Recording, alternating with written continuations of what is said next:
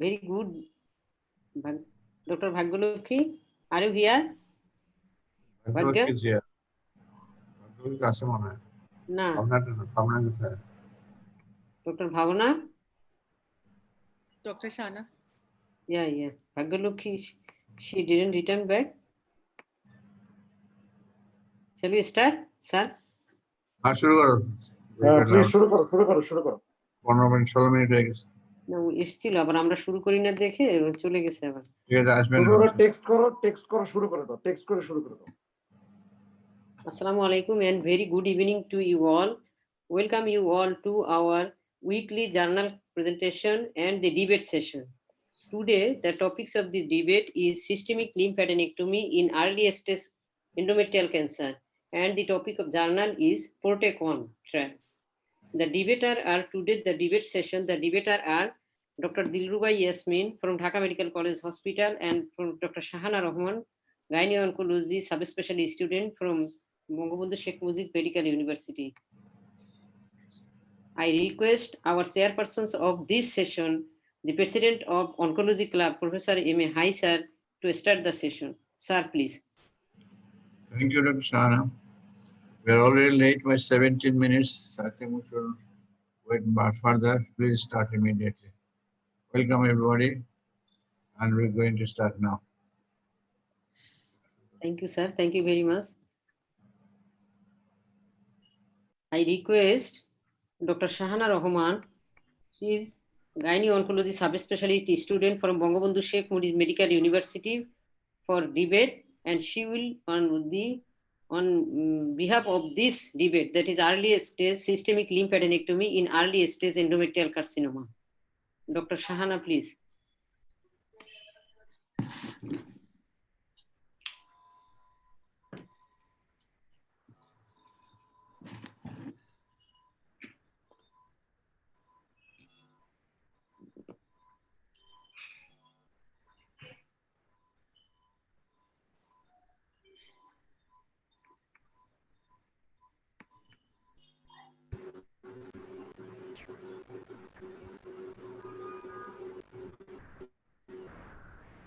Hannah?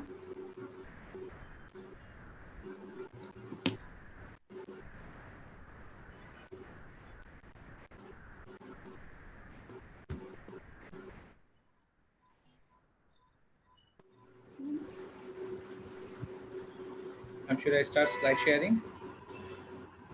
Hannah?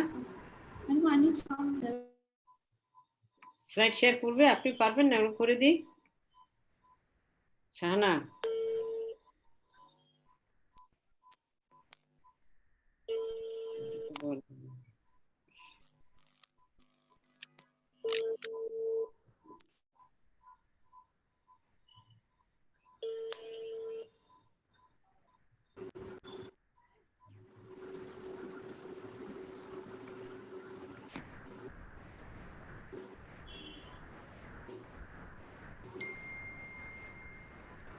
Madam, click on the presentation.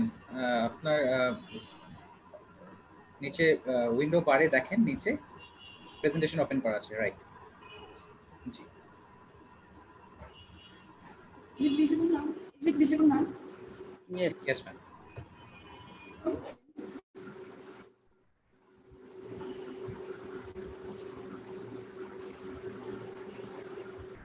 Honorable Chairperson of the debate session, respected teachers from home and abroad, and the learned audience. Assalamu alaikum. I, Dr. Shahana Rahman, HCP subspecialty student from the Department of Gynecological Oncology, Bangabandhu Sheikh Mujib Medical University, going to talk for the motion. Presence of extrauterine spread significantly affects the recurrence and survival, which emphasizes the importance of identification of the sites of disease spread and provision of appropriate adjuvant therapy. So, for valid reason, I chosen to talk in favor of the early systematic lymphadenectomy in early stage endometrial cancer. Why do we perform lymphadenectomy? To assign a surgical stage, lymph node status may direct adjuvant therapy. It provides prognostic information.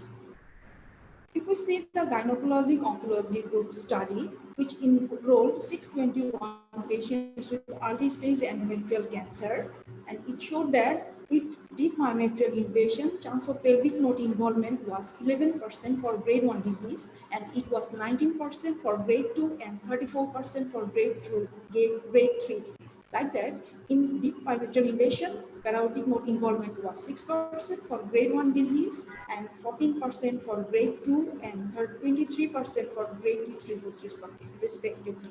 So even in grade 1 disease with deep myometrial invasion, there is chance of nodal involvement 11% for pelvic node and 6% for parotid node. So it can be concluded that irrespective of the grading, myometrial invasion warrants for systematic lymphadenectomy. This paper showing a series of 422 patients with early stage endometrial cancer managed by predefined surgical guidelines, differentiating low-risk patients from the risk of differentiation who underwent systematic lymphadenectomy. Among the patients with involved lymph node showed that there was pelvic node involvement in 33% cases, both pelvic and parotid node involvement in 51% cases, isolated parotid node involvement in 61%. Thus, there is chance of parotid node involvement in 67%, a number which warrants not to ignore systematic pelvic lymphadenectomy. Currently, we depend on endometrial biopsy or curetage to guide our decision about the surgical stage.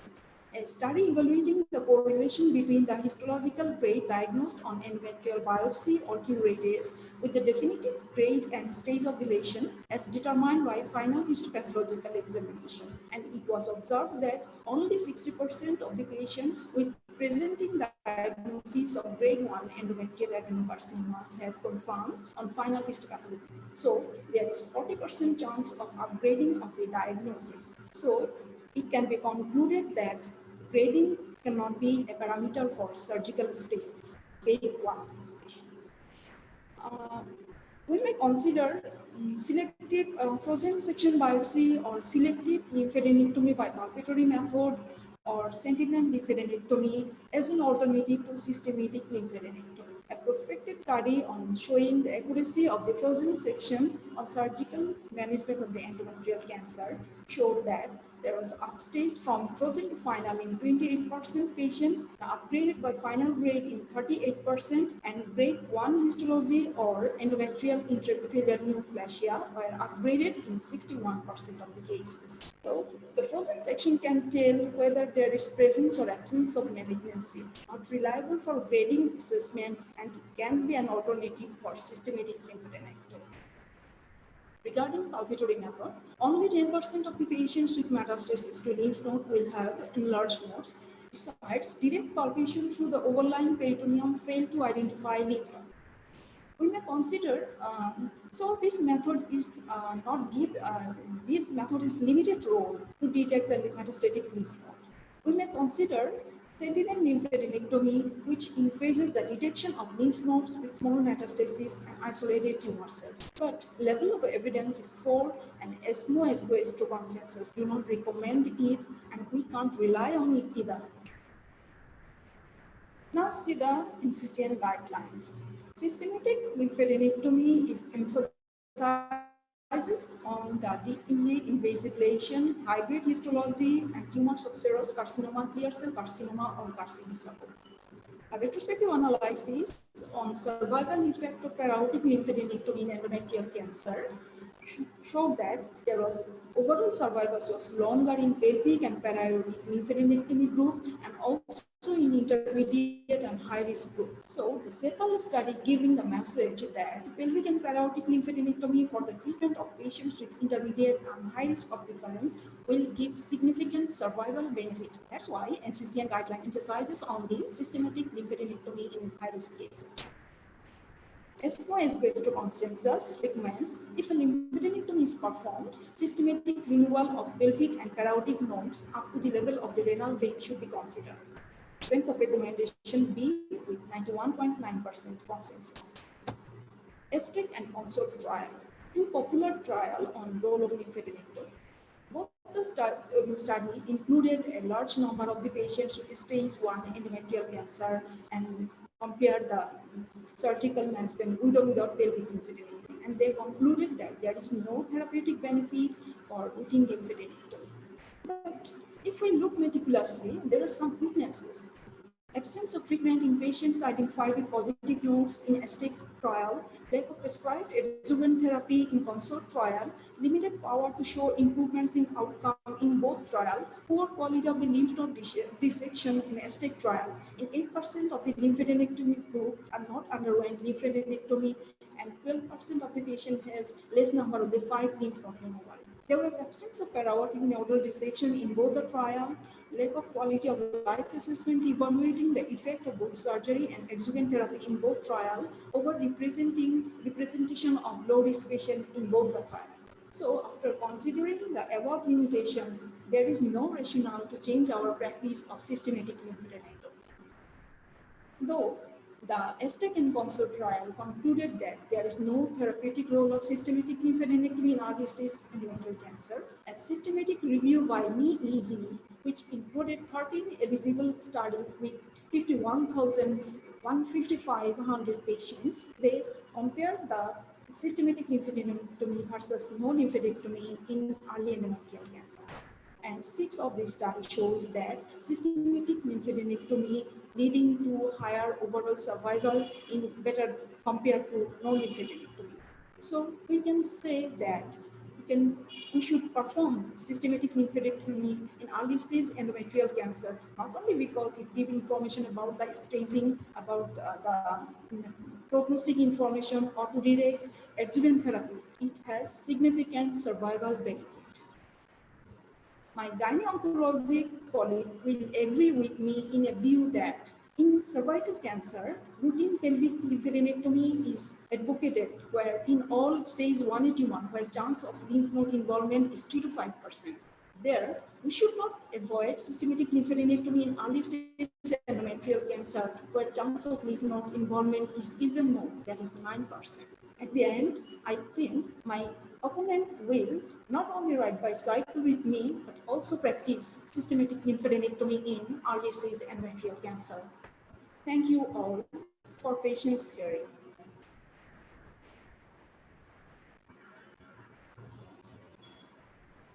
Thank you, Dr. Shahana.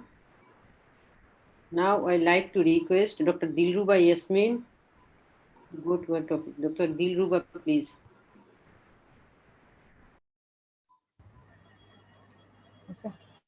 Share করছো? Share screen দাও, double click করছো? Correct? Am I audible, madam? Yes, you are. Respected chairperson, learned audience, assalamu alaikum, very good evening. Today's topic is systemic lymph adenectomy in early stage endometrial cancer.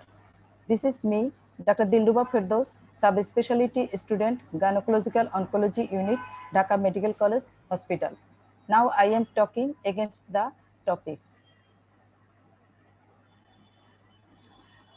We avoid systemic lymph adenectomy for some hazard like increased operative time, potential blood loss associated with vascular injury, nerve injury, lymphocyst, lymphedema, nodal dissection with radiotherapy, increased bowel morbidity. According to NCCN guideline version 2020, primary treatment of early stage endometrial carcinoma is total hysterectomy, bilateral salpingo-oophorectomy, and avoid systemic lymph adenectomy. Recommended lymph node assessment by sentinel lymph node mapping. Here the MRC ASTEC trial 2009, including this group, 1,408 patients of early stage endometrial carcinoma, subdivided the group standard surgery group and lymph adenectomy group. Among both groups, required blood transfusion, length of operation time, median range, recurrence, total death is low among the standard surgery group from lymph adenectomy. Overall survival between two group difference is 1%. So no therapeutic benefit for routine systemic lymph adenectomy. Unnecessary systemic lymph adenectomy is avoided. My learned opponent, please agree with me. Another study, consort study 2008, including this study, patient is for 514 the early stage endometrial carcinoma divided into two group, lymph adenectomy group and no lymph adenectomy group. Disease-free survival between lymphadenectomy and no lymphadenectomy group, there is no significant difference. Overall survival between lymphadenectomy and no lymphadenectomy group, there is no significant difference. So this study showing no benefit from disease-free or overall survival in lymphadenectomy group. ESMO-ESGO-ESTRO Consensus Conference on Endometrial Cancer Diagnosis, Treatment and Follow-up 2016 by N. Colombo et al. Concluded pre-operative assessment for staging of endometrial cancer by MRI, showing myometrial invasion applying for lymph node dissection. MRI sensitivity is 87%, accuracy 75 to 90%. Per-operative evaluation and surgical staging by sentinel lymph node biopsy, gynecological oncology article by 2011 showing sentinel lymph node mapping for endometrial cancer improves the detection of metastatic lymph node to regional lymph nodes. Sensitivity of sentinel lymph node is 93%. Per-operative assessment by frozen section of uterus to see the myometrial invasion to avoid unnecessary systemic lymphadenectomy. Accuracy of frozen section of the uterus by Mohammad Mukhtar Daushuki, 2017, showing sensitivity, specificity, positive predictive value and negative predictive value were 91, 67, 76 and 87% respectively. Now the latest journal, which is published May 2020, showing gynecological oncology group by Atnas Ignatov et al., showing systemic lymph adenectomy in early stage endometrial cancer. Here 868 patients of early stage endometrial cancer. One group is intermediate risk group and another group is high risk group. Among the intermediate risk group, no lymphadenectomy one group and another group lymphadenectomy. There is the disease-free survival the same, no significant difference. Among the high risk group, no lymphadenectomy and lymphadenectomy group, there is no significant difference in high risk group between no lymphadenectomy and lymphadenectomy group by Kaplan-Meier analysis curve. In intermediate risk group, overall survival, lymphadenectomy group and no lymphadenectomy group, there is no significant difference. In high risk group, no lymphadenectomy and lymphadenectomy, overall survival is the same, no significant difference. So we should think and avoid unnecessary systemic lymphadenectomy in early stage endometrial cancer. Now let us agree, same dress, me and Shahana, systemic lymphadenectomy is not better option. Thank you all for patience hearing.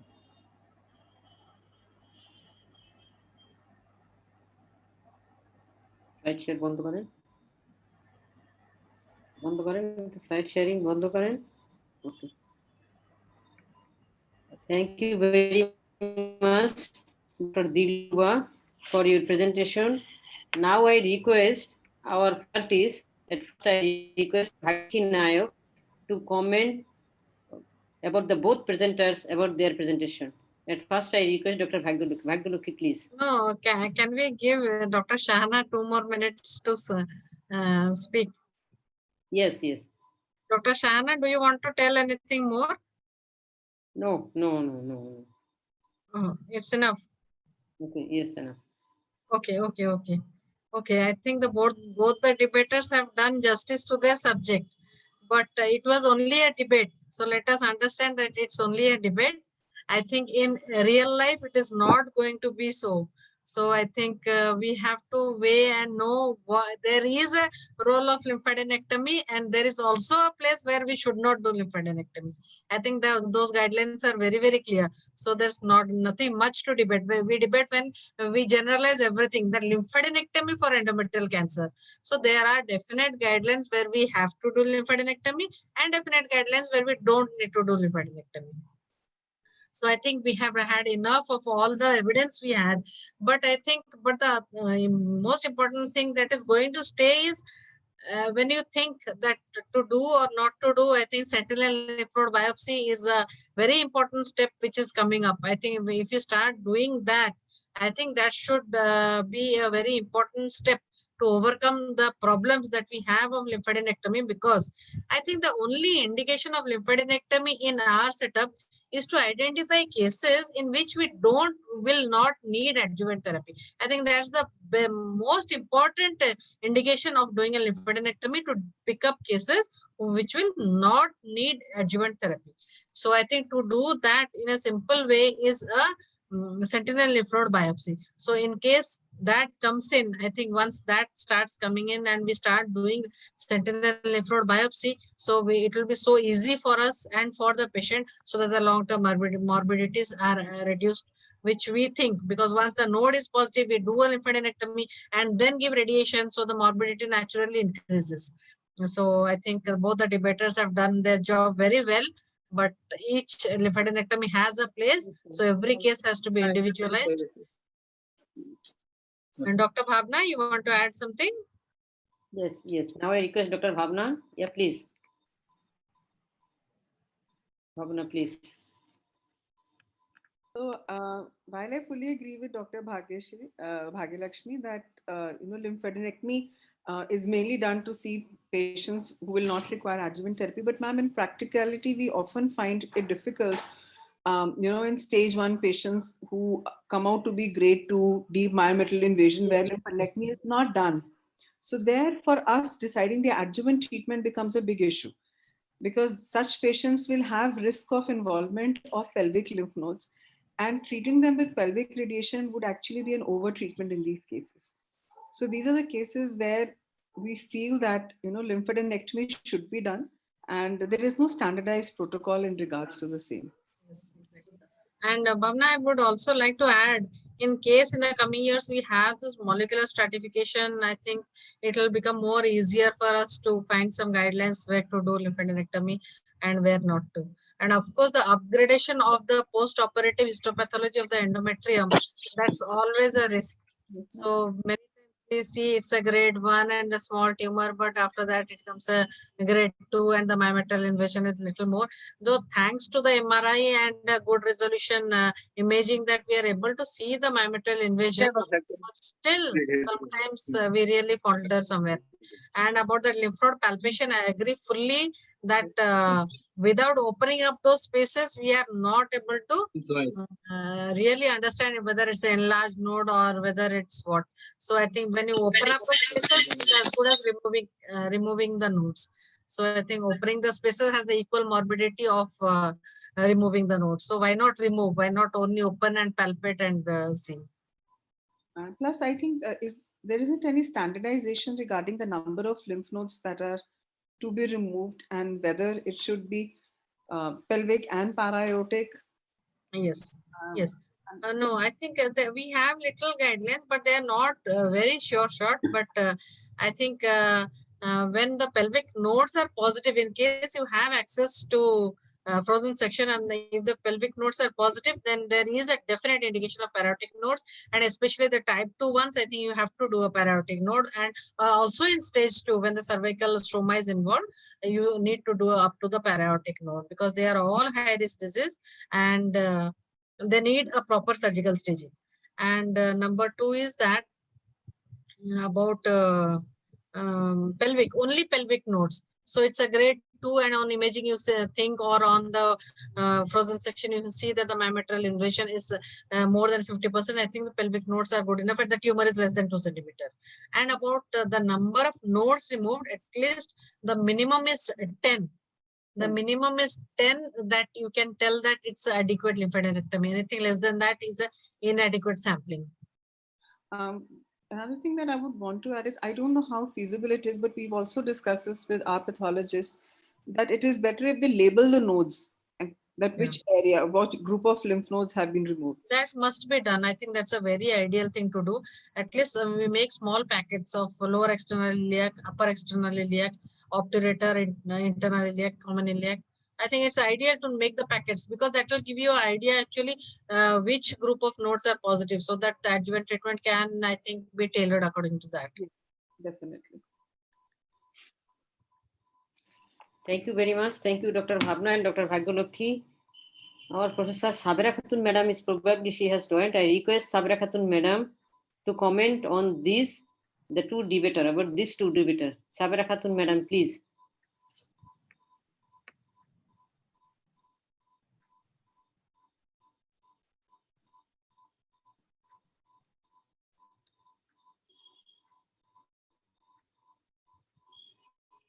Madam, please.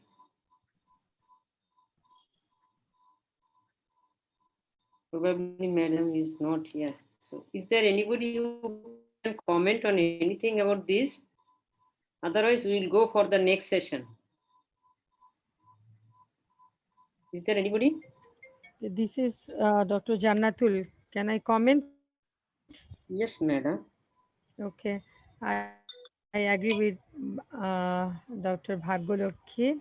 I think if we try to remember to make it easy, we can omit lymphadenectomy only when the tumor grade is 1 or 2 and less than 50% myoinvasion. And obviously tumor size is less than 2 centimeter. In that case, we can avoid lymphadenectomy. And we can do only bilateral pelvic lymphadenectomy in cases when the tumor size is more than 2 centimeter and grade is 2. This is the only indication. But when we do pelvic and para-aortic lymphadenectomy, when the grade is 3, all grade 3 tumor, and when deep myoinvasion more than 50%, and other features like cervical extension or extrauterine disease, we should do pelvic and para-aortic lymphadenectomy. Thank you. Okay, thank you, Dr. Jannatul. Now I request we should start our second session. Second session is a journal presentation. Today, the journal presenter is Dr. Sadia Jabin Khan. I request Dr. Sadia Jabin Khan to go for her journal. Sadia, please.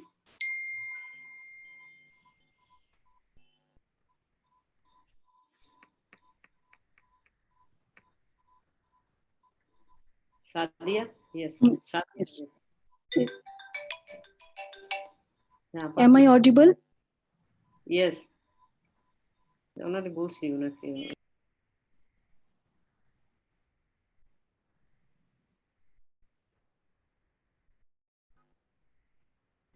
May I start? Yes, yes, please.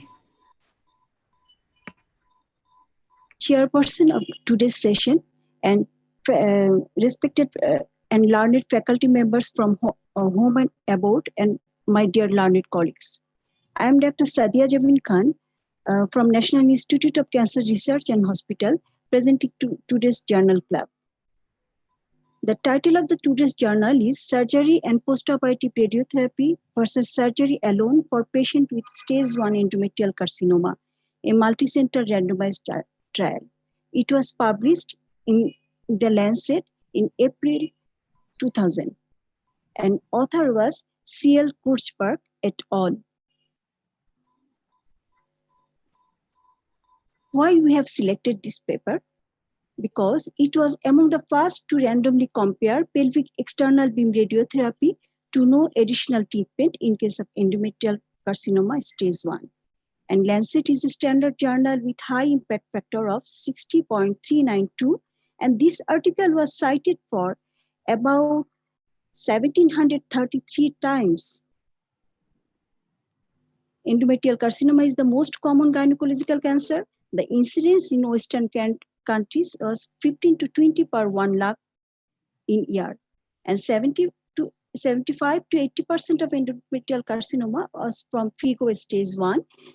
And the total abdominal hysterectomy and bilateral salpingo-oophorectomy is the cornerstone of the treatment of endometrial carcinoma. If we consider prognostic factor for endometrial carcinoma, the most significant prognostic factor are tumor stage, histological grade, and depth of myometrial invasion.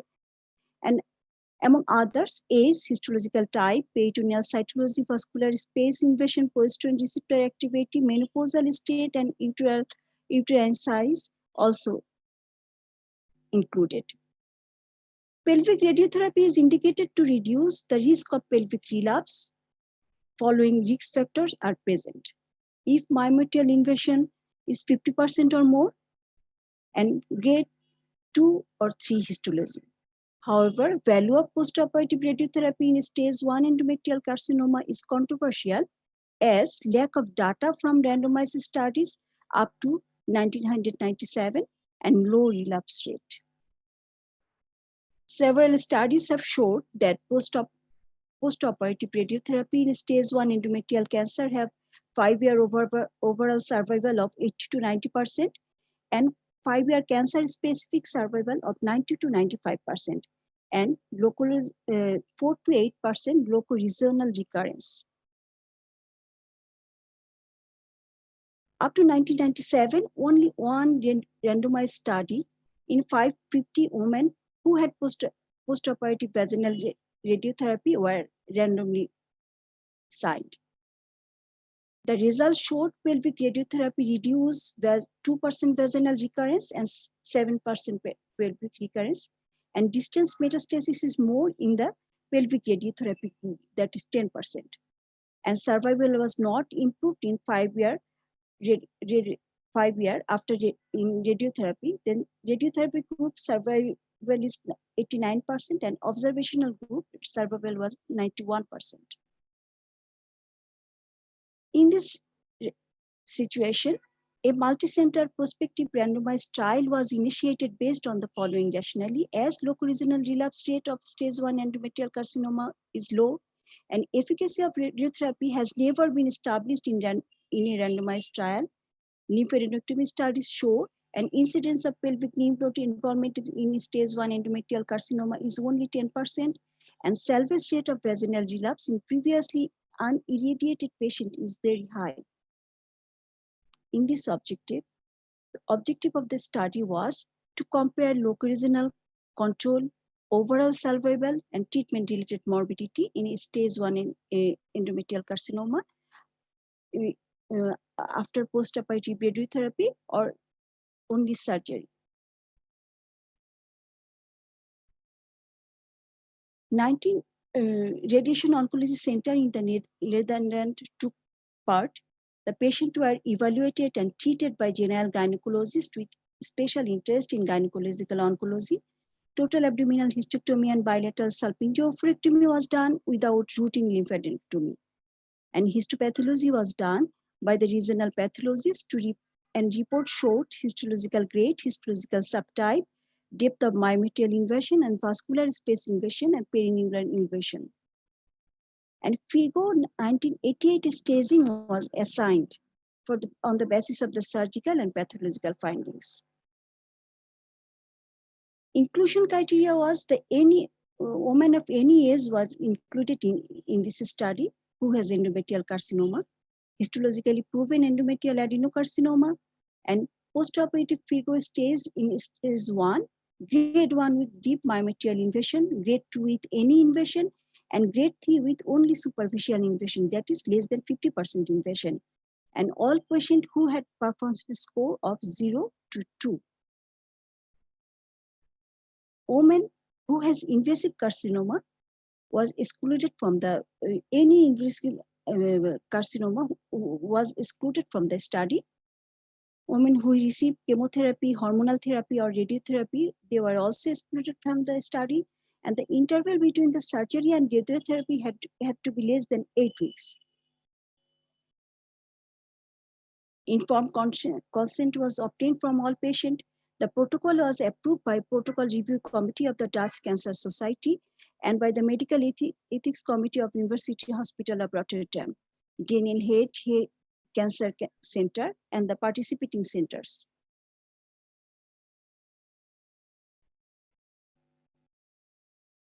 It was a prospective randomized study, and the period of study was June 1990 to December 1997.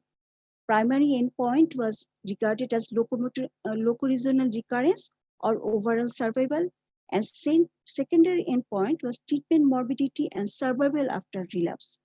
And study population was 715.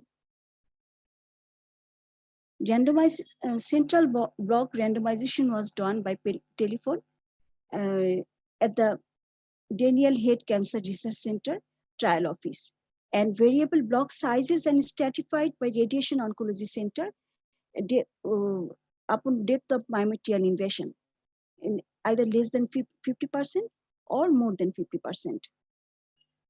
Analysis was done by intention to treat method, and Kaplan-Meier method, log rank test, and Cox regression analysis were used to time to event analysis.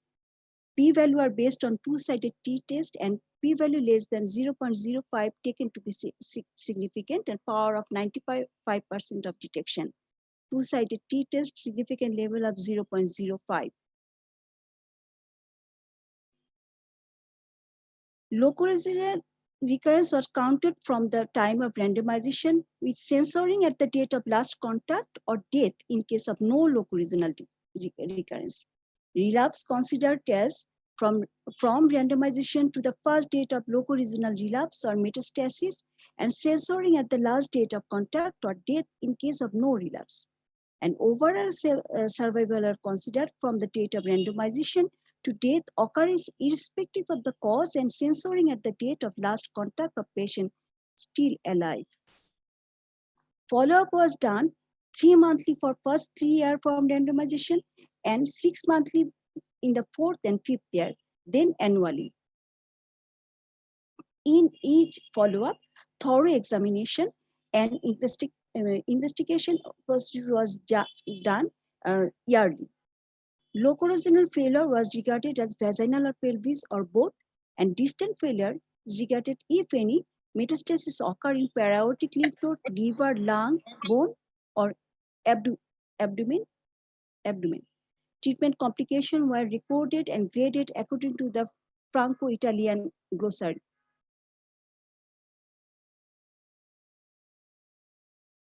Result shows that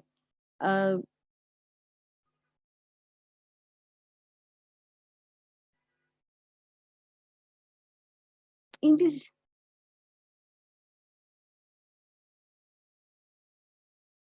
study, 715 patients was randomized, though 10 were not eligible, but they were included in the study, and 354 was allocated for postoperative radiotherapy, and 361 allocated for no further treatment. And after 354 were followed and in the radiotherapy group, and 360 were followed in the no radiotherapy group, no treatment.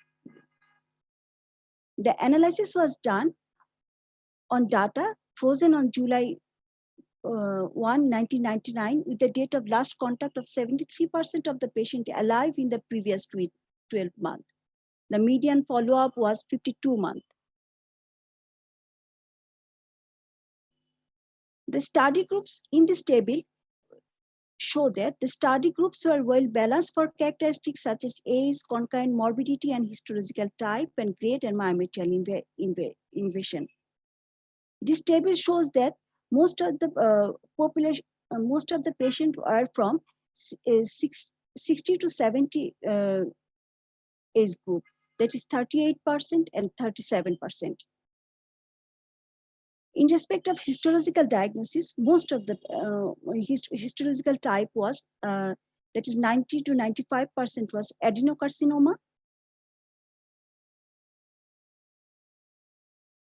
and they were histological grade they are from histological grade type 2, that is 69% to 70%. Most of the histological type is more than 50% myometal invasion, that is 61% and 57%. And in respect of FIGO staging, most of the FIGO stage was 1C grade 2, 40 and 38%. Radiotherapy was delivered according to the protocol in 96% patient with minor deviation in only 4% patient. The minimum number of days between randomization and initiation of radiotherapy was 14 days. The median interval between the operation and first radiotherapy session was 42 days. The median duration of radiotherapy was 32 days, and the mean total dose was 46 guide was. This table and this Kaplan-Meier curve shows the probability of local regional relapse for patient in post-operative radiotherapy or no radiotherapy group. It shows a cumulative five-year local regional relapse, percentage of local regional relapse in radiotherapy group was 4%, and no radiotherapy group, it is 13.7%. This figure also shows that in 16 months, that is in 5 years, the cumulative relapse percentage is 4%. In case of radiotherapy group, and it is 14% in case of no radiotherapy group. This table also shows that probability of survival of patient assigned to post-operative radiotherapy or no further treatment. This is a Kaplan-Meier curve. This is the no radiotherapy group. Probability of survival is more, and in the radiotherapy group, probability of survival is less. That is near about 80%. Death occur more in radiotherapy group. That is 57. That is 19.3% in radiotherapy group, and 14.9% is in control group. So that death occur more in radiotherapy group. And distance metastasis are also more in the radiotherapy group, that is 6.4%, and it's less in control group, that is 4 to 4.5% in 5 years.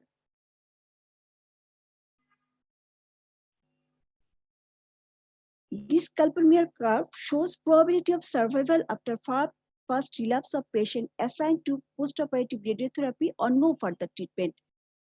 This curve shows an interesting criteria that in radiotherapy group, probability of survival is more or less after recurrence, and in 60 months, that is in 5 years, and probability of survival is more if recurrence occur in no radiotherapy group. And this Kaplan-Meier curve also shows the probability of local regional relapse according to age group. And it is also interesting that the relapse is less if the age is less than 60 years. That is, it is less than 5 cumulative percentage in 5 year relapse is less than 5%, and it is more if the patient age is 60 to 70. That is about 10%.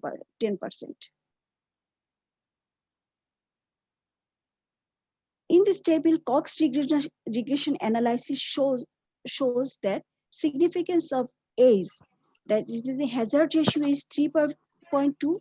That is, it increases the chance of local relapse is 3.2% if the patient age group is more than 60, and it is also statistically significant as the p-value is 0.0003. That's less than 0.05.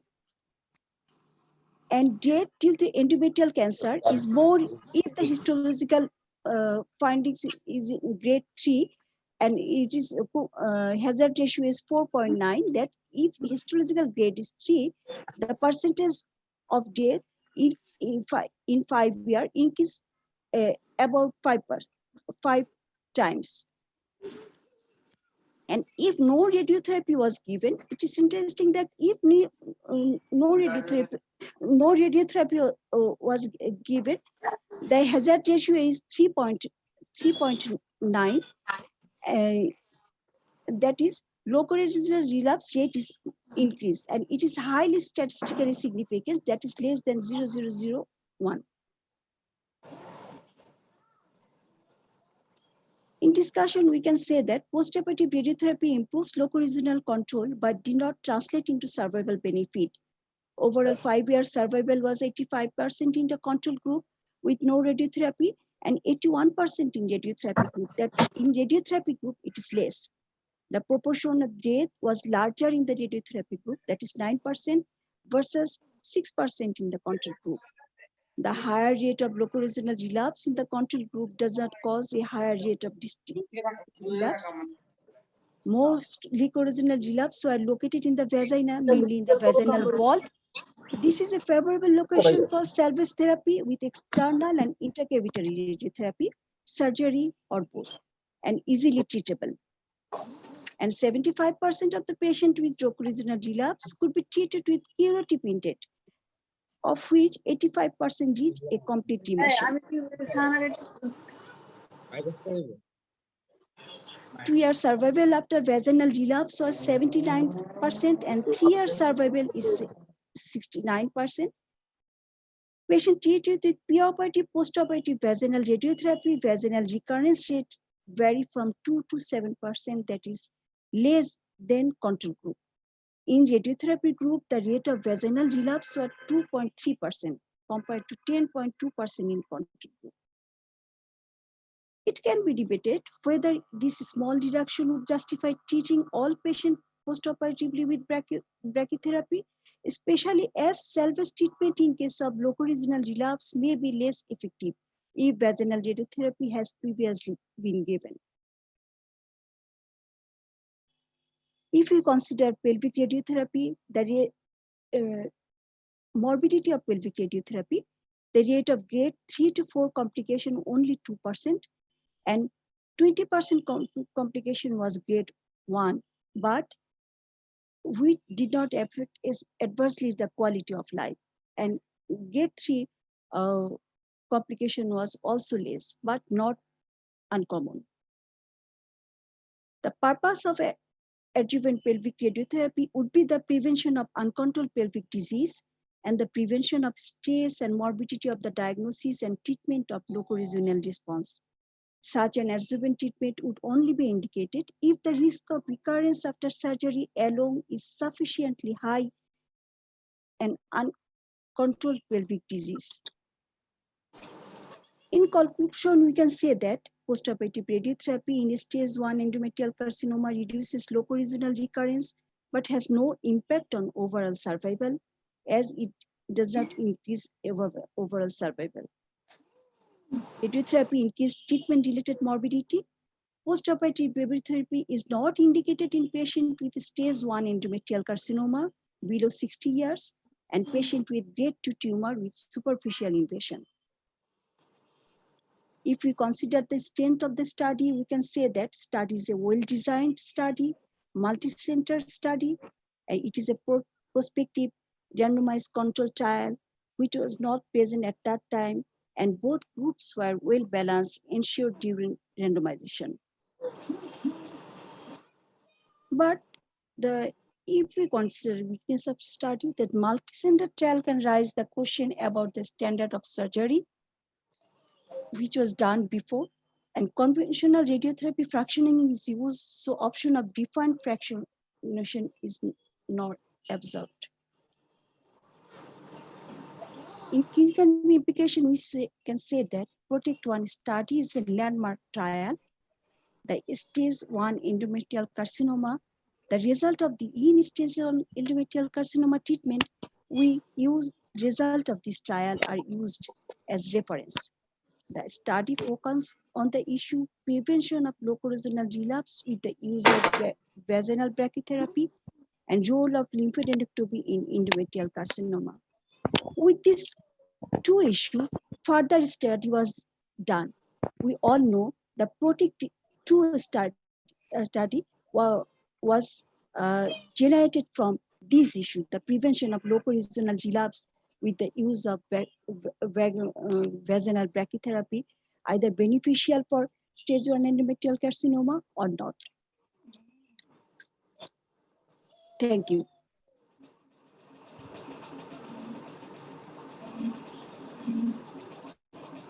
Thank you, Dr. Sadia. Thank you very much for your nice presentation. Shahana আমাকে দেখছেন? আসছি।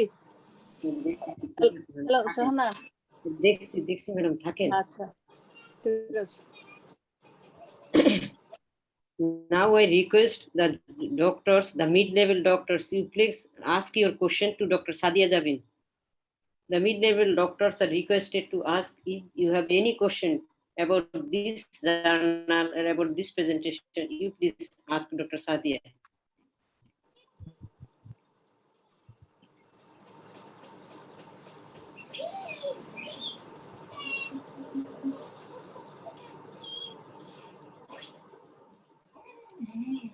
Yes, slide share বন্ধ করেন।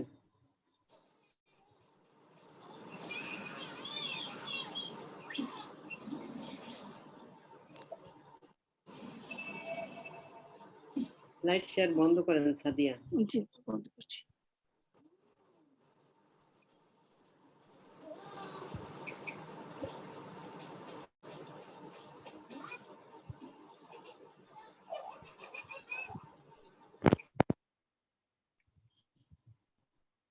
Anybody can ask question. Anybody, please.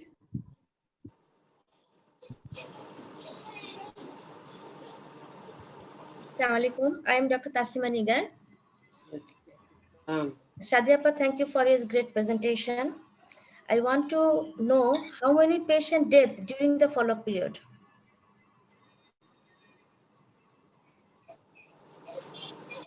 How many patient death during the follow? Yes.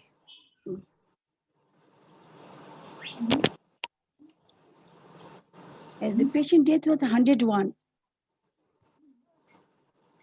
Okay. Among them, how much with disease related?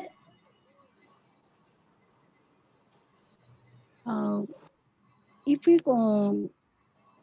consider 40. the date, there is 57% disease-related, endometrial cancer-related is 23 in radiotherapy group and 18 in control group. That is no radiotherapy group.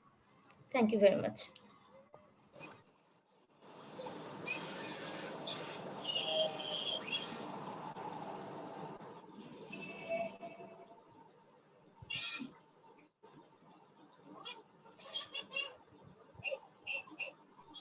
Now I request Dr. Kamaluddin, please. Kamaluddin bhai, please.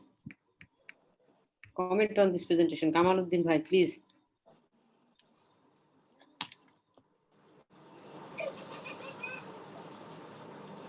Hi, Shahana. Please comment on this presentation. I think this is a good presentation for Bhavna. I will be happy to Yes, hear from her. I will request Bhavna at last. I request to others first. So, I mean, this PROTECT 1 and 2, these are the landmark paper actually, which first proved the role of radiotherapy. And on first it was EBRD, then we found that brachytherapy is good enough compared to EBRD. So this is a very important landmark paper which have shown, and this has also stratified the low risk and high risk group. But I think the most interesting now is the molecular biology that is we are looking at, that Bhargava was trying to say at the beginning, that to identify among the low risk group who can be the high risk group. So now the standard of care is fixed, that in high risk group we are giving brachytherapy, and LBSI is a important factor now, but the molecular pathology, that is P53, is now a very important factor. So it was good to listen to her that this POTEC 1 and 2, but I think we can go to the further series, that's POTEC 3 and also the molecular subtype. That will be the completion of the series. And for radiation oncologists, these are landmark paper, and I'm sure juniors were happy to see that how the evolution of adjuvant treatment in endometrium has happened. Thank you. Thank you very much. Now I request Dr. Sabera Madam, please comment on this journal presentation. Madam, please.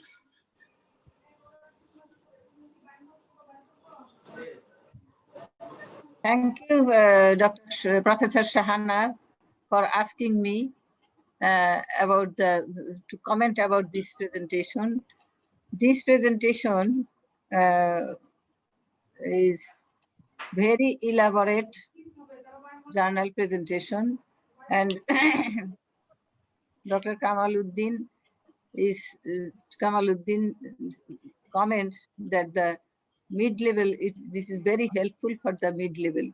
Yes, it is very helpful for the mid-level doctors to assess the endometrial cancer patients before operation, especially for the gynecological oncologist.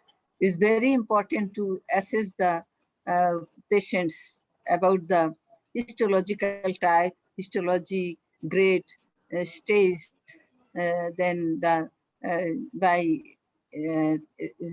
myometrial involvement by MRI and other pelvic tissue involvement by MRI and lymph node assessment by MRI and other. And during operation, it's very important to assess the lymph node and to do the cut section to know about the myometrial invasion. And these factors are very important. I think that radiation oncologist depends on these factors. Age is another factor. You can see that here there is death was and morbidity was higher in higher age group than in lower age group. Comorbidities is also important factor for radiotherapy because the higher age, more than 70 years of age, the patient cannot tolerate the radiotherapy. This is also important factor. And I want to say that the evaluation of the patients, endometrial cancer patients, by nowadays has come the genetic assessment of the endometrial cancer. Genetic assessment has come about the low risk to identify the patients as low risk and high risk group. It's very important thing. It is coming up to know the genetic factor, genetic assessment of the endometrial cancer. I don't know whether it is possible. I don't know whether Kamaluddin can say or Bhavna can say genetic assessment on the basis of the genetic type, the radiotherapy, the vaginal brachytherapy depends. Other factor, I want to know from Bhavna Bhagyalakshmi whether you are doing any genetic assessment of the endometrial cancer and you classify the patients about the low risk, high risk, and medium risk. And that depends, that can be a factor for the adjuvant therapy, that is vaginal brachytherapy for the patients. And Kamal, I don't know whether the EBRT is needed for the patients of endometrial cancer. I know the vaginal brachytherapy is sufficient for this patient. And in this presentation, I noticed one factor that the operation was done in the different it was a multi-center study, and the last point the presenter mentioned about the mode of surgery, because the mode of surgery in different center may be different because the doing lymphadenectomy depends on specific factors, but some of the centers, some of the surgeons may be reluctant to do the lymphadenectomy for endometrial cancer. So that is also a prognostic factor. And the factors on which they decide whether the patient will get the adjuvant therapy or not, that depends on the how complete or how the surgery is done. So it depends upon it varies in centers also. I think it varies in center to center also. So result may be, but this result of this journal is not so variable because death was in two groups. Death one group, control group was less, 18 or 19, and in study group was 21. Difference is not so variable, but I think maybe death may be due to other causes, other disease related or age related or comorbidity related, maybe death may be due to. So lastly, the result on the basis of this result, I don't know whether the radiation oncologist will select the patient on the basis of this result. Rather, the selection of the adjuvant therapy should be dependent on the particular patient's criteria, particular criteria of the tumor, and particular criteria of the surgery, how meticulous surgery was done, and histopathological report. And lastly, the genetic characteristics of the endometrial cancer. Thank you very much, Shahana. Thank you, madam. Thank you. Madam Shahana, let me respond to madam. Yes. So madam, to answer your question, madam. Yes. Yes. Yes, madam. So, can I? Because in endometrial cancer, traditional treatment is abdominal hysterectomy and not total lymphadenectomy, only lymph node sampling. And during surgery, the hysterectomy should be done, and the vaginal flap may be removed by the removal of the uterus, vaginal flap. Only 1 centimeter or more vaginal flap should be removed, because we have seen in our practical experience that when there is a metastasis or disturbed abdominal operation, there is a first the abdominal vaginal flap is involved, and nextly another surgery or radiotherapy or something else is to be done. Then that's why the vaginal flap should be removed during the surgery. It will be best on my part, and others opinion. I do not know what is this. Total lymphadenectomy is not always done. Only lymph node sampling and the vaginal flap is removed. It is mandatory. Thank you, madam. Kamal bhai, do you like to comment anything? No, I just wanted to respond to Sabera madam question. Yes. That the PROTECT 4A is going on about the molecular subtyping. But till now, the P53 is established, and in our last program, Supriya was telling that in Tata Memorial, they are already practicing P53, and after their lecture, we started doing the P53 in early stage endometrial carcinoma to identify who could be the high-risk group. So, madam, this is not a conclusive yet. 4A, we are waiting for the final result, but there is some result published, and on the basis of that, P53 can be done, and it is possible in our country, and we are doing it. Yes. Thank you, madam. Thank you, Kamal bhai. Now I request Dr. Bhagyalakshmi, please comment on this journal presenter, her presentation. Bhagyalakshmi, please. I will conclude the session. Madam. Dr. Bhavna's presentation comment. Yes, Dr. Bhavna will conclude the session. I just wanted to add about that P53. I think in our hospital, we are doing it routinely, especially in low grade cases where we think that it is not matching with the clinical characteristics. Suppose it's the grade 1 and but there is serosal metastasis, or it has gone beyond the uterus, or there is cervical extension. So when we think that it looks low grade in histopathology, but the behavior is not like a grade 1 tumor. So that are the cases. And of course, routinely we are doing P53 and ERPR for all our cases now, just to brand them, because we are seeing very grade 1 early stage disease, which we think are very low grade. We don't give any adjuvant treatment, coming back after 1 year with recurrences. So I think P53 marker has to be done. And as Dr. Kamaluddin sir has already told, that PROTECT 1 is a landmark study. But then there are little fallacies about Sabira madam has already told that because it's a multi-centric study, there has been no uniformity in the surgical practice of all the surgeons. And now we know that giving radiotherapy and not giving radiotherapy in these cases has really no long-term survival. So we have to be very cautious about choosing cases in which we give radiotherapy.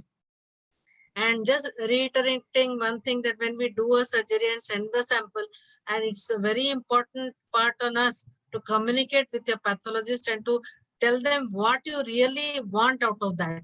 So labeling the sample properly and asking for what you want is very, very important, because otherwise the sample gets wasted and all the important information is lost forever. So I think you should write the pathology form very meticulously, asking them what you want. So the pathologists also get tuned to see what you really want about everything. So thank you very much. It was a nice presentation, Sadhya, and both the talks were also nice. Bhagyalakshmi, I have some talk with you. I have Yes, some talk. Yes, madam. Are you coming to our second international scientific conference? Madam, that is on 5th of December. Webinar. That is on 5th and 6th December. Yes, madam. Yes, madam. Yes, madam. And I have sent another letter.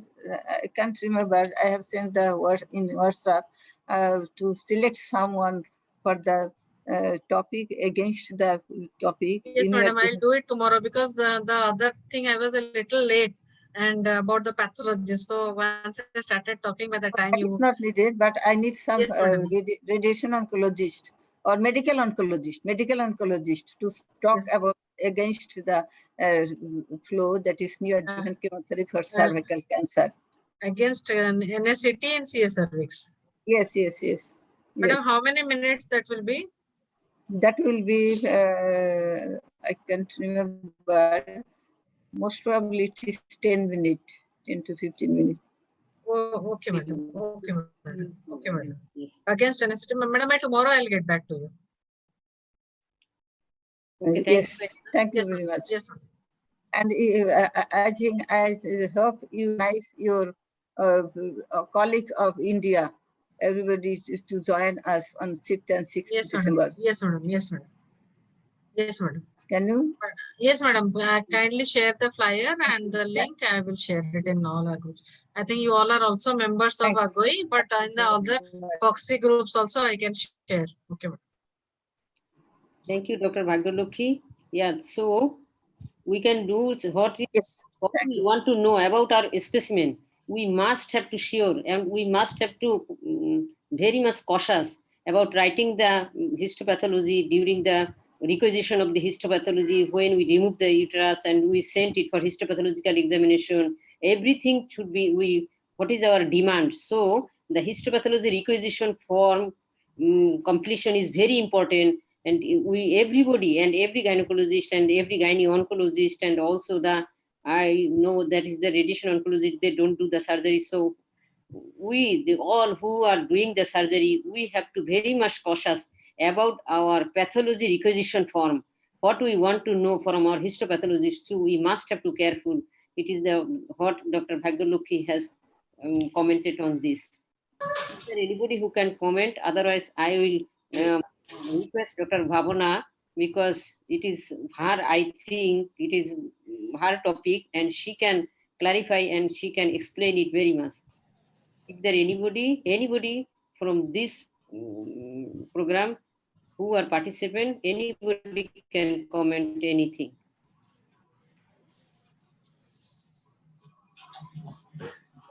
Dr. Sahana, Yes, madam. Dr. Sahana, are you not in favor of removal of the vaginal flap in case of endometrial cancer grade or stage 1? Are you not interested, convinced? Madam, vaginal flap, it is simple. The operations, name of operation is usually the hysterectomy, the extrafacial hysterectomy. So in that cases, they will usually do this. Can I clarify that thing? Yes, madam. Madam, please. In the previous books, Yes. it was written that treatment surgery for endometrial cancer is total abdominal the extended hysterectomy. That was written in the previous books. That surgery for endometrial cancer is extended hysterectomy. Extended hysterectomy means together with total abdominal hysterectomy, some part of the vaginal flap should be removed. That was written in the previous books, extended hysterectomy. And nowadays, in the books, it is not. It is written that surgery for endometrial cancer. That was in previous books, the extended hysterectomy, vaginal flap. But nowadays, there is a scope of removing of vaginal flap, that is vagina, if the tumor has involved the endocervical canal or stroma of the cervix, not endometrial, not endocervical epithelium, not endocervical epithelium. If it involves the stroma of the cervix, in that case, the endometrium and some part of the vagina should be removed. There is indication of removing the vaginal flap. There is also indication nowadays. But previously, always extended hysterectomy done. Thank you very much. Now I request Dr. Bhavna. Now it's your session. Bhavna, please. Yes, Dr. Shahana. So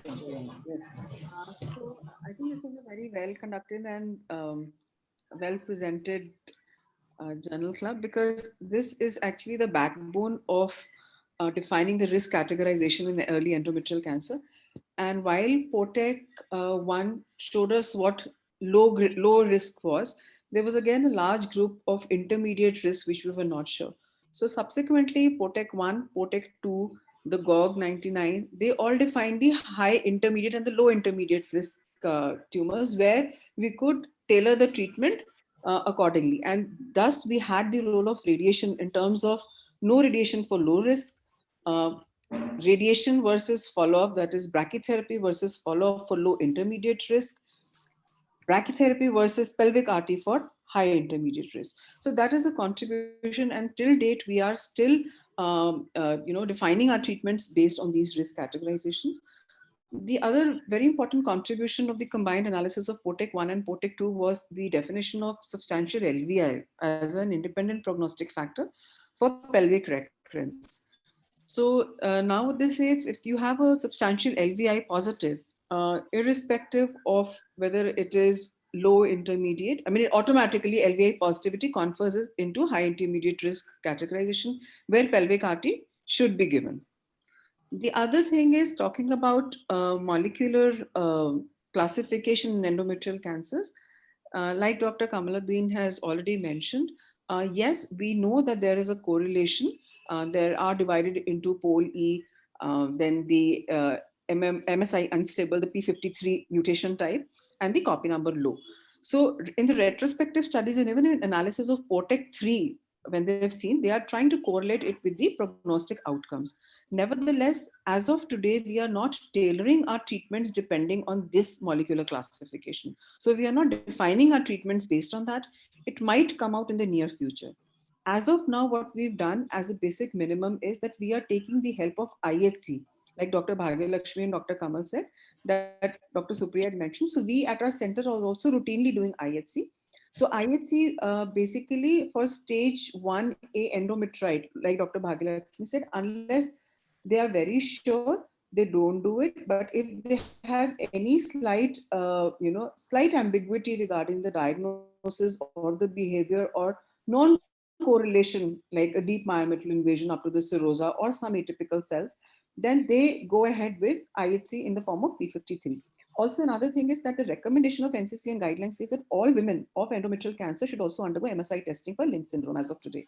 But what we are practicing is that women who are less than 50 years of age, women who have any family history of any malignancy, whether in their maternal or paternal side, again should undergo an MSI testing. So that is another thing that I would like to add, which you could easily incorporate in your centers also. So, and for the residents, a family history in endometrial cancer is also extremely important.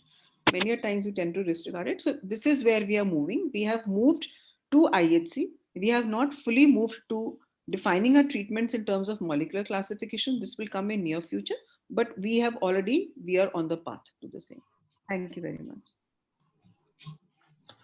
Thank you very much, Dr. Bhavna. Actually, after ending of the 3 days workshop in September, we are routinely doing this. So I request you all, Dr. Bhavna, and intermittently we request you for this session. The oncology clubs, the main aim of this oncology club, there is the manpower development. For this reason, we started this, and weekly we do either is the journal and the debate session, and the alternate week we do the tumor board. So I request you, if you can, if you have time, if I request you, please join with us and encourage the doctors, our resident, our mid-level doctors, and all our gynecologists. And actually, in every time, around 90 to 100 participants join. And so I request, if you join with this program, and all these our doctors, everybody will be encouraged by your comment and your presentation. It will always be a pleasure. I think Dr. Bhagyalakshmi would also agree. Please, Dr. Bhagyalakshmi, please, because you are every time, you share everything to all of us. So we are trying to deliver it, and we are trying to forward it all our doctors. So please, you are our good friend. I request you, when you have time, you please join. Okay, it's a pleasure. I have no problem. So thank you. It's also a learning experience for all of us, because we share all our ideas. That's nice. Yes. Thank you very much. Thank you. Is there anybody who can comment anything? Probably our another faculty, Dr.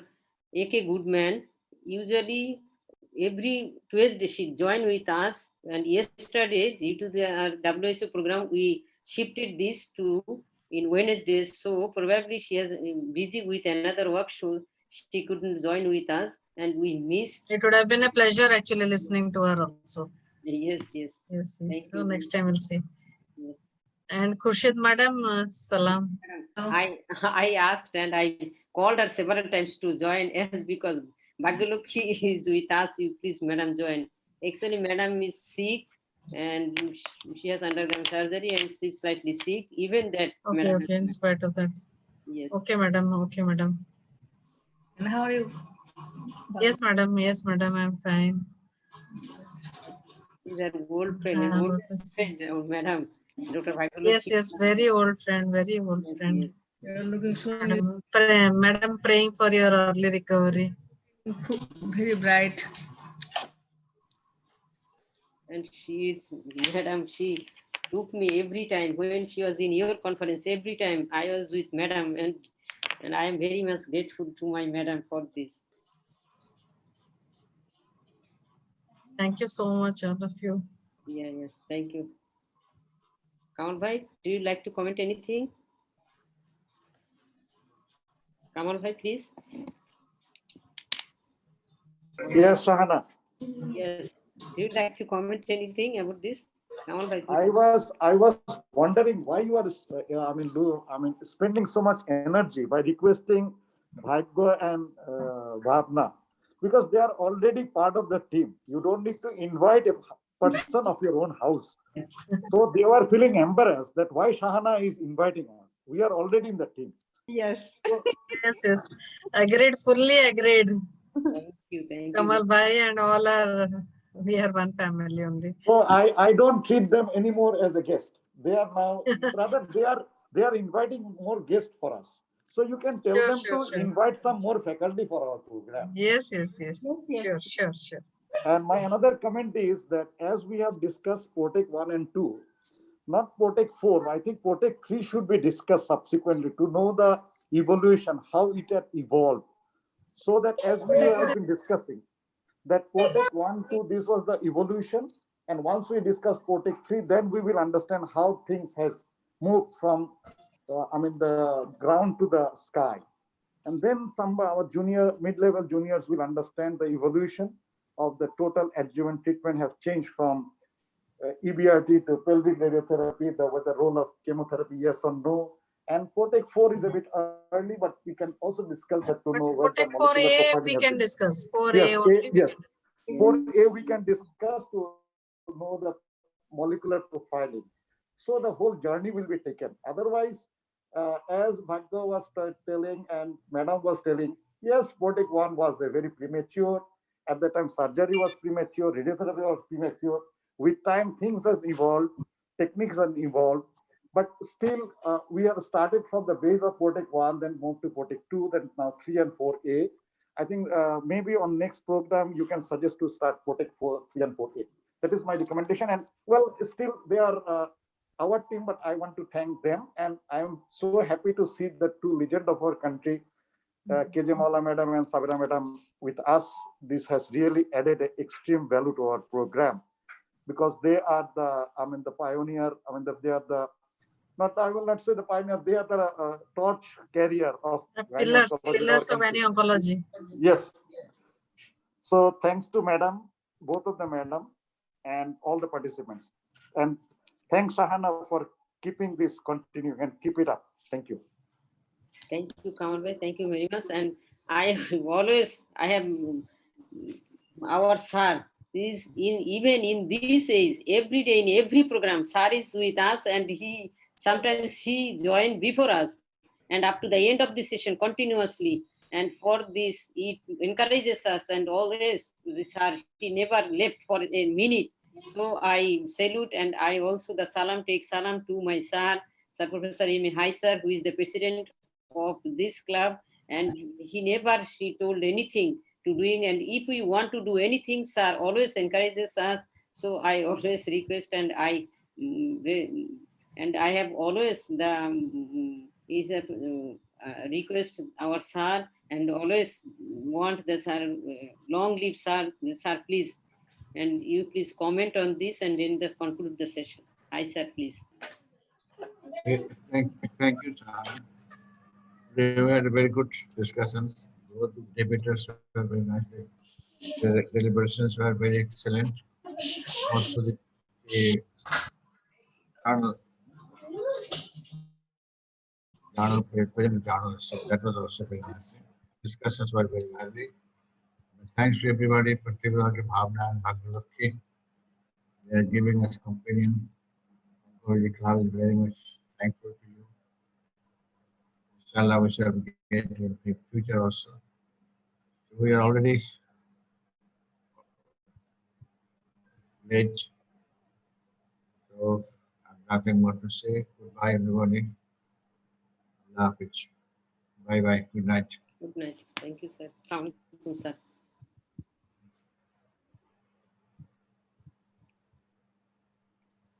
Thank you, Dr. Bhavna and Dr. Bhagalokhi. Yes, see you more. Yeah, please. Yes. Thank you very much. Yes. for having us. Thank you. Thank you. Good night. So with your permission, we leave the meeting. Yes. Sir. Thank you again. Thank you. Recording বন্ধ করো। Yes. Sir, I'm ending the session. Yes.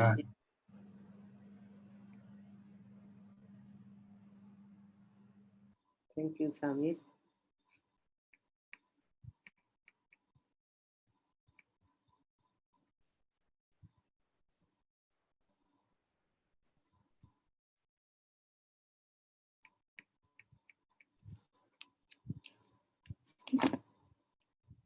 Mm-hmm.